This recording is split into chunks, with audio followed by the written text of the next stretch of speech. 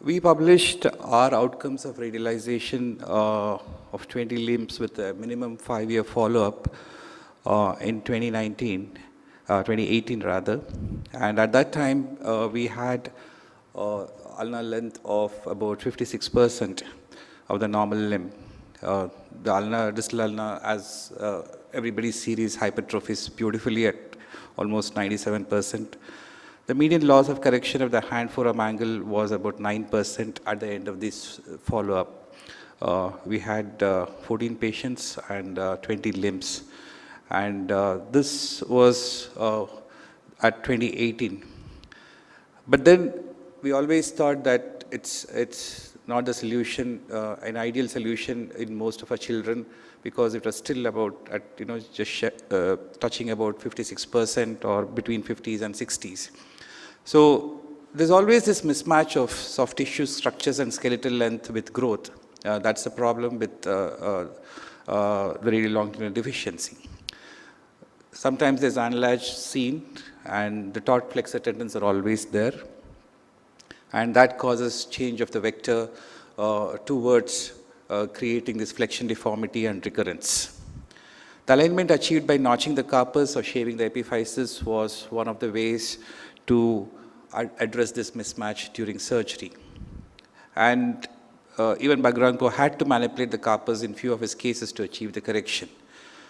Result was intercarpal fusion, many times stiff wrist and later growth disturbances. Our hypothesis was basically to shorten the overlap at the distal metaphyseal level and align the ulna onto the second or third metacarpal by what's called as a cuff osteotomy at the metaphysis. This metaphyseal osteotomy would heal well, and the damage to the carpus as well as the distal ulnar physis is completely avoided by this method. The average shortening would be about 1 to 1.5 centimeters. So there was always this concern of an already shortened limb being shortened further. That was a major concern, especially when we sent this paper for review. So, but when we looked at ulnar growth patterns in radial longitudinal deficiencies, generally this 1 to 1.5 centimeter shortening at the metaphysis would take approximately 2 years to grow back, considering the growth rate of an operated ulna. So this was the literature support which we also looked at when we were devising this particular method. So published this radialization with ulnar cuff osteotomy as a technique when we started this at the same time. And maintenance of correction at the end of 2-year follow-up was seen. The concern again was the long-term maintenance of the correction at that time when we sent this paper, and what happened to the ulnar growth. So that is the difference between the biomechanical basis of this, where you have the deforming forces and then you have, that is the flexus basically, and then you have the procedure where we want to create that osteotomy at the metaphyseal area so that you relax that deforming force, which is the flexus. So when you relax this, the ulna grows, there's no manipulation at the physis, and that is what, and the vector changes from towards the opposite side. So the radial structures are kept lax during this period, during this, especially the first 1 to 2 years, and avoid chance of recurrence during the initial crucial period of deformity correction. This thought process basically evolved with VIC correction with similar soft tissue profile, which we used to do, where there was bone shortening, PRC, which sometimes we used to do. So the indications are very clear. It's not for all patients of radial club hand, all degrees of radial club hand. It's basically type 3 or type 4.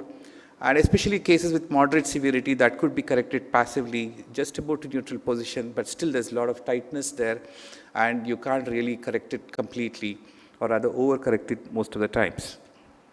So if you look at a child, it's similar to a clubfoot kind of grading, can't go, completely can't go beyond neutral. Then you go beyond neutral, which is the mild variety. Up to neutral is the moderate, and can't even reach neutral is the severe grade. So similar kind of classification was used for our patients. So the mild deformity, we don't do that, passively manipulated to neutral and beyond. And severe type of RLD, we still use preliminary distraction in these patients before we attempt any of these procedures. It could be radialization, or it could also be ulnar cuff osteotomy. So the indications are very clear for which patients do we use this. The technique is basically the overlap, as that is said. There's always that overriding of the carpus there. And then, so we do an osteotomy at the metaphyseal level, and we transfix this. And of course, the rest of it is similar to the radialization with the tendon transfers. Whatever is available, we transfer this. The bilobed flap, the extensor reticulum dissected from the ulnar side. So the dissection is very, very conservative here, because we want to preserve the blood supply to the physis as much as possible. So mostly very minimal kind of carpus. And ECU is preserved as usual. Radial side extensor tendons, if are present, are detached from the metacarpals and they're tagged. The fibrosed and contracted tissue on the radial side and the radial anulage, if present, are excised. As much capsule is preserved, especially radial and the volar capsule is preserved in our procedure, and the distal end of the ulna is free. And then we always look at how much is the overlap, and we always check. This is the crucial part where we check the amount of overlap, usually about 1 centimeter or 1.5 maximum. And subperiosteally, the osteotomy is created at around 2 centimeters proximal to the epiphysis. And then ulna is aligned and fixed to index finger metacarpal with a K-wire. The radial tendons, if they're present, is transferred to the ulnar side there. And the ECU advancement is done as a usual procedure of the radialization. And above elbow cast, this is an example of just about moderate amount of deformity there. That is about 5.1 year follow-up there. In this is another case, and this is at 5 years, the length, the hand forearm angle, and the hand forearm position at 5 years. That is maintained. That is opposite side. And this is the 8-year follow-up of the same child.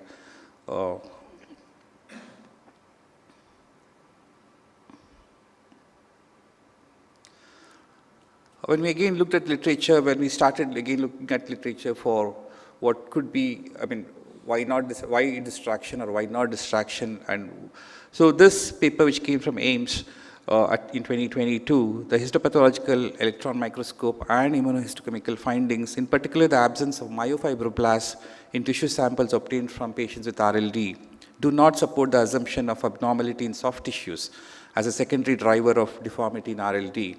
So we think the bony shortening is much more logical, especially in these patients, instead of distraction.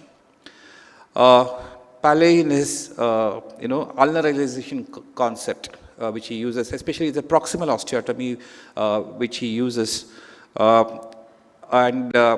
in fact, he mentions about using our concept of the ulnar cuff osteotomy with what we do, the metaphyseal cuff osteotomy and tendon balancing.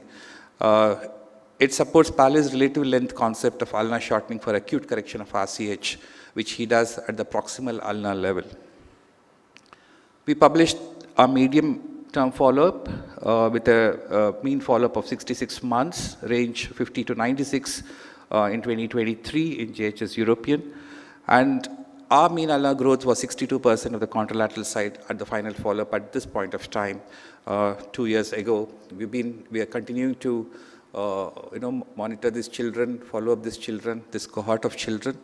So eventually, hopefully, we will get the long-term results and see whether this growth is maintained and it matches to the newer, standards.